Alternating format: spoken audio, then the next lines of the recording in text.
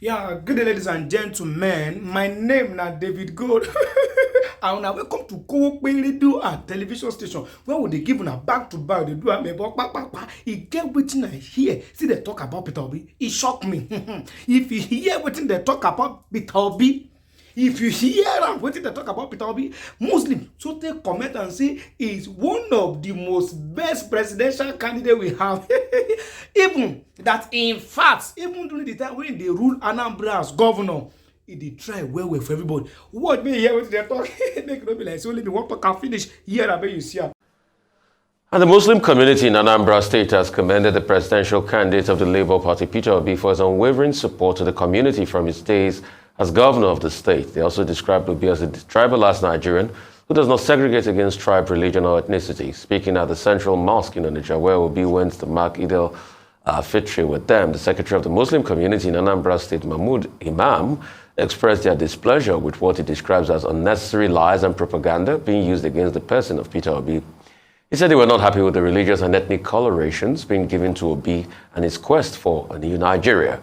Peter Obi later donated a cash gift of 500,000 naira amidst some other food items to the Muslim community. Lots of We have one country, one Nigeria. As governor of Anambra State, my ADC was a Muslim from Kano, Idris. And Idris is a good man. We remain close to today. I'm a Nigerian who believes in Nigeria.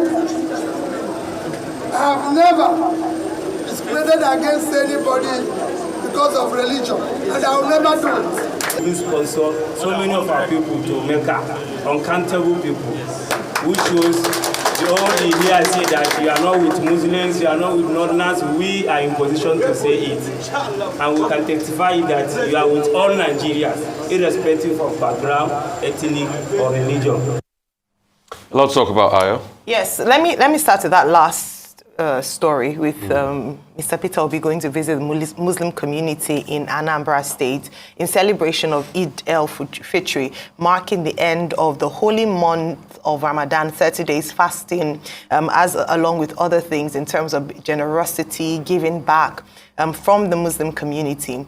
You know, the reason why this is important, or why it's such a beautiful picture to start our morning with, is because this is the picture or the face of what we want Nigeria to look like, where people of different faiths and religion can be together, work together in unity and harmony, where our religious differences or our cultural differences or our way of life does not separate us, instead brings us together in terms of the faith that we practice. And so this is quite a great way to start off this morning. I want to point out a few things from what was said. So the chief imam of the Onitsha Central Mosque, which is interesting because I can bet that a number of people didn't perhaps realize that Onitsha, which is largely dominated by Christians and of course Igbo extraction, has a central mosque. Alhaji Abdurrahman Imam had testified to the fact that Mr. Peter Obi had supported the Muslim community in Anambra State while he was governor, sending some of them to Mecca, rebuilding the mosque when it was destroyed. Ideally, this shouldn't make the news because as governor of a state in Nigeria, where you know that you're going to lead a diverse range of people, you should be willing and ready to meet the needs of all the members of your state who are living there, whether they are indigenes or not. As long as they live in your state, they become your responsibility. So this is demonstrating by example what it should look like, whether it's in the north, in the east, or the south, where we work together and we're able to live in harmony even if we do not practice the same religion. No one is forcing you to come and, to convert. But what we're saying is that it is possible, and this is the kind of narrative that we should be pushing at this time in Nigeria. Moving on to Senator Namani's comment with regards to the petulance, what he describes as the petulance and bad beleism of Mr. Peter Obi. I want to just say that it is quite interesting or ironic to say that the APC during the elections had encouraged and said it many times that in fact it became a mantra for a lot of people to go to court. And now that the time to go to court has come, they are saying don't go to court, it is you being childish. I believe that Senator Namani should allow, the petitions have been submitted, he should allow the process take its course. If there's nothing to be afraid of, let the man have his day in court. Anyone should have the right to seek redress if they feel aggrieved. It should not, that narrative should not be pushed in terms of you're being childish, you're not there for Nigerians because you decide to go and seek redress for what you feel or what the candidate feels was not a fair process. Let him go to court. Let the judge or the court decide who's, what is right or what is not right, and let him stop this narrative of saying that, this is in bad taste, you're just jealous because you didn't win. We need to stop this. We have a court system and a judicial process for a reason in the Federal Republic of Nigeria. And finally, to the first story in terms of the PCC, the dissolution, it's expected. They've won the elections, even though it's still in court, in terms of other candidates challenging it. But it's important to mention, I must give kudos to whom it's due, that over 400 members of the APC-PCC, and they worked tirelessly. You might not agree with how they worked in some instances, but they worked. And so it's time for them to now begin to regroup, to look forward towards the inauguration and setting the agenda, which I'm sure they've already done, to the president-elect becoming the president of Nigeria on May 29, barring any unforeseen circumstances. Well, it's a no-brainer. If the All Progressives Congress says it has dissolved its presidential campaign council, the elections have been concluded, the matter has moved to the next phase, which is, the tribunals, the courts. So the elections haven't been concluded. Simon Lalong, the Director General of the campaign, and the Secretary, James Faleke, issuing a statement saying the campaign council has been dissolved. In the same manner, we expect also that other political parties, even without putting out an announcement, would automatically have dissolved their campaign councils because the campaign is over. However, what the APC needs to be reminded of is that this is not just about the campaign council. This is about promises made. The APC and its presidential candidate, Bola Ahmed Tinubu, engaged Nigerians on the basis of a manifesto that they called Restored Hope, that they want to restore hope. Under that banner of the restoration of hope, a lot was promised about the economy, about the social sector, about development, about the future of Nigeria. And the candidates on the campaign trail also made a lot of promises. Now that they are moving from campaign to governance, the candidate of the All Progressives Congress, now president-elect, having announced a 13-man transition committee to engage the government of the day, the outgoing Buhari administration, needs to be reminded that the key issue before us are those promises about restored hope. Nigerians would not expect that this time around, the All Progressives Congress, as a party, will now turn around and do what the same party did in 2015-2016, whereby the presidential candidate of the party, who became president, was saying most of the promises that were made, he was not even aware of them. No, that would be unacceptable this time around. Yes, they've done a good job of getting to the last lap and winning the trophy, but now the job begins. And the job is one of governance after swearing in, and we hope that nobody will come around and say, oh, we didn't promise this, we didn't promise that. We will fact check them. We will go back, look at those promises and say, no, you promised you will do this. Why are you wasting our time? That, I think, is a big issue. As for Peter Obi going to worship at the mosque, well, a mosque that he said he rebuilt as governor of Anambra State, I think it's excellent gesture, solidarity with the Muslim Ummah, showing that, look, we are all one. At the end of the day, religion is derived from the Latin word religare. Religare means bring together. So the whole idea of religion is about coming together in unity before God, who is a major ultimate symbol of love, of unity, of togetherness. So Mr. Peter Obi going to the mosque, did very well with the Anambra Muslim community. After all, our major point about Ramadan, even about Lent, is that people should learn the lesson. The big problem we have in this country is this separation between public morality and private morality. And if we see our leaders promoting the idea of in this country, is this separation between public morality and private morality. And if we see our leaders promoting the idea of unity and togetherness, whether during festive seasons or ordinarily, I think it should be commended.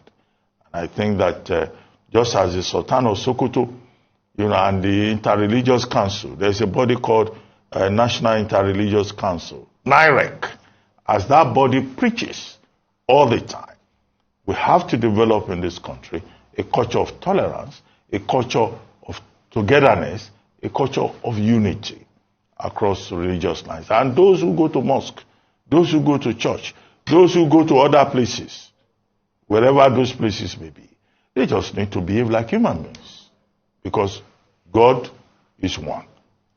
And the ideas that we push in those, religious places, we would like to see all of that translated into public life.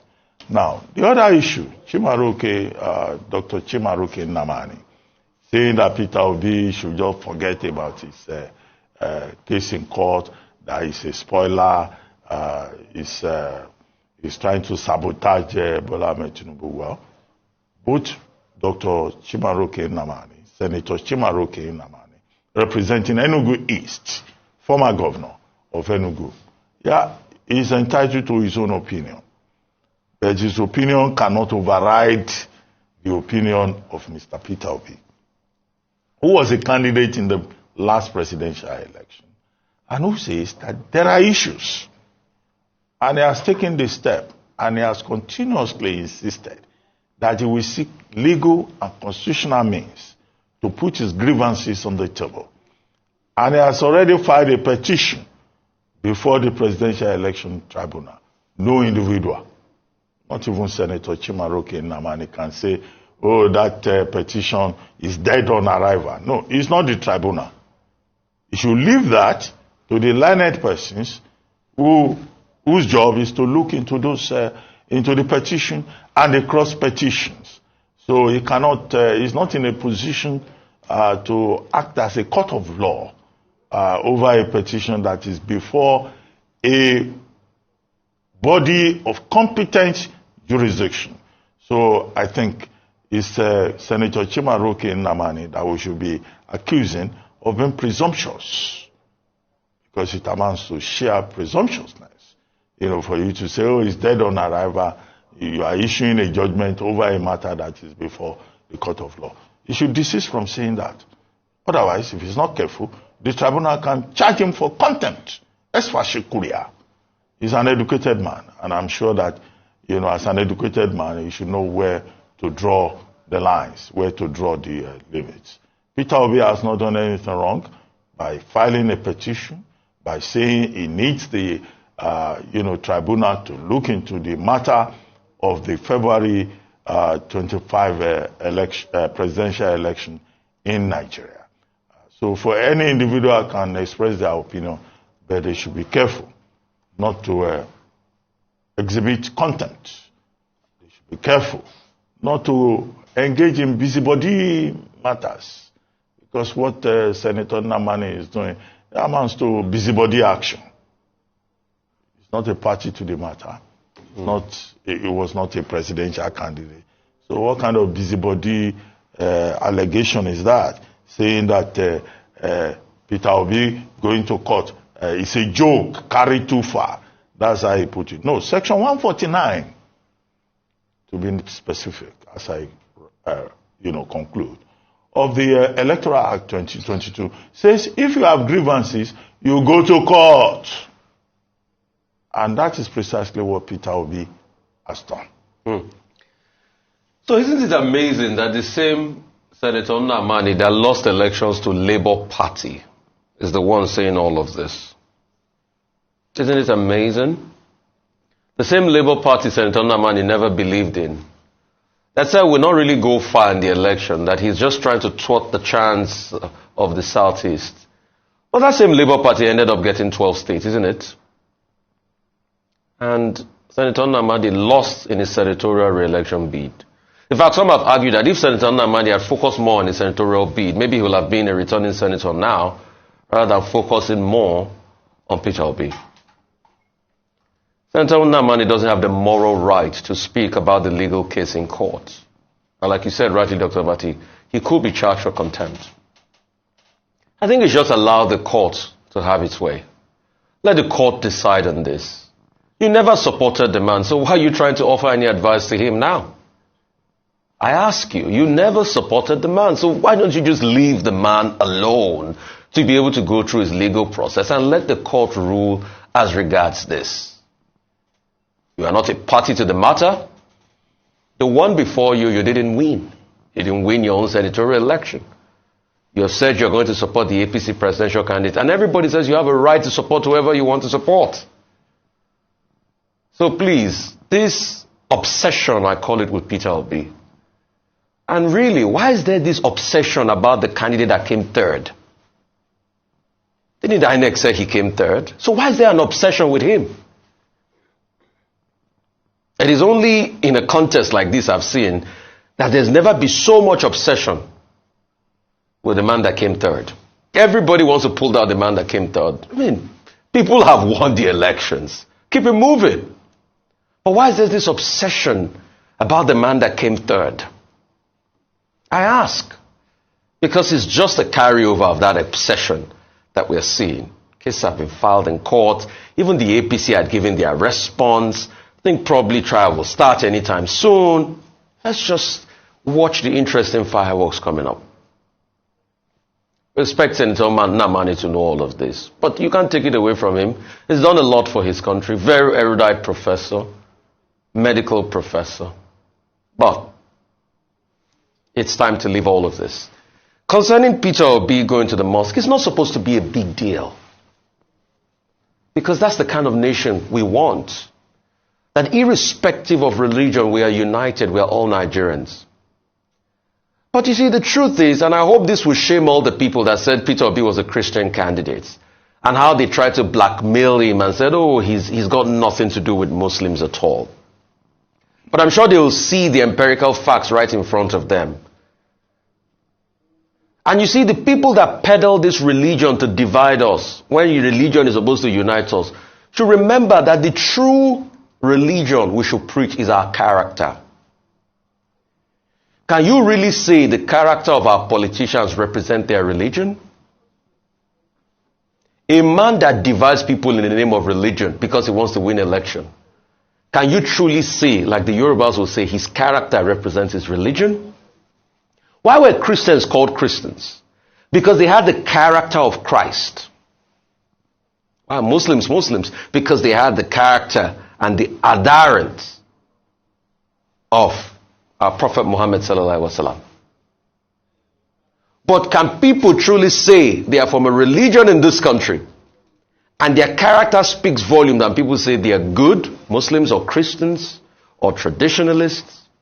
So I think people should check their ways. All those that try to blackmail this Mr. Peter Obi with all sorts of methods because they wanted to use religious line to win elections in this country. Now they have gotten the victory. Hope they're excited about it now. And lastly, as regards the APC PCC, yes, it has to be dissolved. Everything must come to an end. It served its purpose. But the most important question we should ask them is that hope we know we have governed them, we have campaigned in poetry, it's now time to govern. And governance is real deal. There will not be time for all of these political shenanigans any longer. It will be based on your results. It will be based on your results on the first 6 months on the economy. It will be based on your results on the first 6 months as regards giving student loans. We must see economic growth. We will hold the feet of the new coming government to the fire as regards economic growth and security. And if we don't see results, we will speak about it. I would also give advice and counsel because Nigeria belongs to all of us. We have left the political campaign scene now. It is time for governance. And the over 200 million suffering Nigerians not fit hear story again. No. This not be time for story. Make una show working action. If una show working, we go prisoner. If una not show, we go talk. Now, are we going to say Peter Obi if he eventually become president? Because I keep hearing from one from here, from there. Some people they talk say he go divide Nigeria. If he becomes president, they go talk say he go bring sentimental to among Nigerians. He's going to be religious type. He will not blah blah blah blah blah blah blah. But the question with what you just heard, with this video where you just hear now, where you just watch, does it justify the fact that if he later become president of this country, is he going to divide Nigeria? See, let's just stop that blah blah blah we say up and down. See, when somebody is good, is good. And that's why we keep telling you, as I always talk and say, make you use your youth for you do better thing. So that you go get good record. No be say when you can't grow up, you won't come fight for your rights, or you won't come fight for one political position. They'll come to refer back to your history for what you don't do back. Now, every support that Peter Obi is seeing today is as a result of his past. It's as a result of his investment past back. Why they not call him drug dealer? Why they not call him say he's a killer? Why they not say get dual citizenship? That is what we are saying. Make you use your life, do better thing. Now when you dey young, for the first say you get what you won't become for future. My brother, my people, do well, oh, make you live better life. I don't talk this one. I don't close my mouth. Una bye.